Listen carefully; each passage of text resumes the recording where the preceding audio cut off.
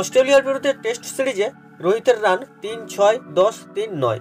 এরকম অবস্থায় Sydney test থেকে রোহিত শর্মার বাদ পড়া নিয়ে চলছে জোর চর্চা।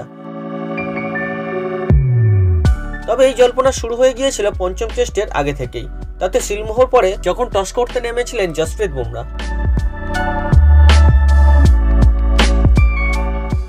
টসের পর অস্থায়ী অধিনায়ক জানান রোহিতকে বিশ্রাম দেওয়া হয়েছে। তবে আসল কারণ হলো ফর্মের কারণে বাদ দেওয়া হয়েছে রোহিতকে।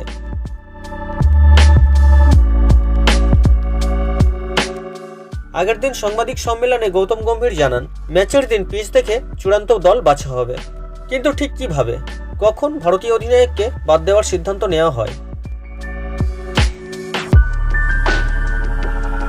জানা গিয়েছে সিডনি টেস্টের আগের দিন গৌতম গম্ভীর ও অজিত আগারকরের সঙ্গে একটি বৈঠক হয় রোহিতের।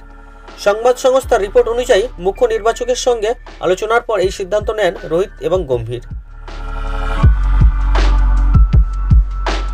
প্রসঙ্গত বর্তমান সময়ে ভারতীয় অধিনায়কের ব্যাটিংয়ের মতোই আত্মবিশ্বাসের অভাবের ছাপ ফুটে উঠেছে নেতৃত্বেও। তাই তাকে বিশ্রাম দেওয়া বা বাদ পড়া নিয়ে কোনো চর্চাই হওয়া উচিত ছিল না। শুধু ফর্মের জন্য বাদ পড়েননি রোহিত, এর জন্য কিছু অংশে দায়ী অধিনায়কত্ব। নিউজিল্যান্ডের কাছে ঘরের মাঠে 0-3 সিরিজ হারে ভারত। অস্ট্রেলিয়ার বিরুদ্ধে 5 ম্যাচের টেস্ট সিরিজে 1-3 পরাজিত হয় ভারত। তবে অত্যন্ত খারাপ পারফরমেন্সের জেরে লাল বলের ক্রিকেটে বোর্ডের ভবিষ্যৎ পরিকল্পনাই নেই রোহিত। তবে তিনি জানান এখনই অবসরের কথা ভাবছেন না।